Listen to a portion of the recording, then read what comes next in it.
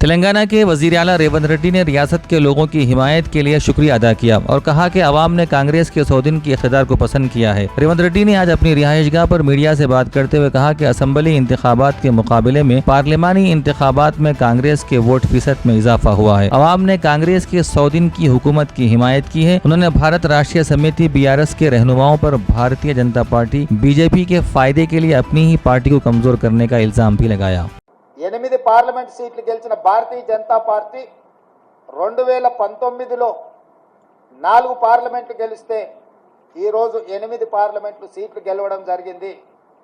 వాళ్ళు కూడా వాళ్ళ సీట్లను పెంచుకున్నారు. ఆనాడు 20% ఉన్న ఓట్లను వాళ్ళు ఈ రోజు 35%కి పెంచుకోవడం జరిగింది.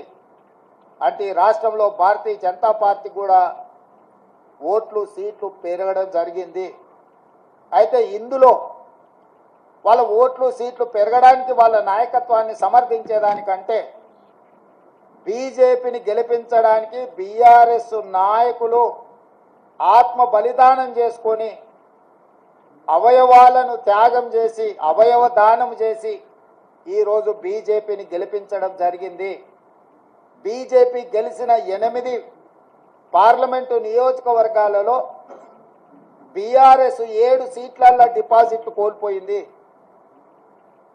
ఆదిలాబాద్ కావచ్చు, నిజామాబాద్ కావచ్చు, కరీంనగర్ కావచ్చు, మల్కాజ్గిరి కావచ్చు, సికింద్రాబాద్ కావచ్చు, చేవెళ్ళ కావచ్చు, మహబూబ్ నగర్ కావచ్చు, ఈ 7 పార్లమెంటు నియోజకవర్గాలలో BRS డిపాజిట్లు కోల్పోయి బీజేపీని గెలిపించడం ద్వారా BRS నాయకులు ఆత్మ బలిదానం చేసుకొని అవయవ దానం చేసిండ్రు బీజేపీకి. ఈ విషయం నేను ఈ రోజు చెప్పడం లేదు. ఎన్నికల ప్రక్రియ మొదలైనప్పుడే స్పష్టంగా పార్లమెంటు నియోజకవర్గాల వారీగా బలహీనమైన అభ్యర్థులను పెట్టి BRS శ్రేణులను బీజేపీకి పని చేపిస్తున్నాడు చంద్రశేఖర్ రావు అని చెప్పి నేను స్పష్టంగా నిర్దిష్టమైన ఆరోపణ చేసిన.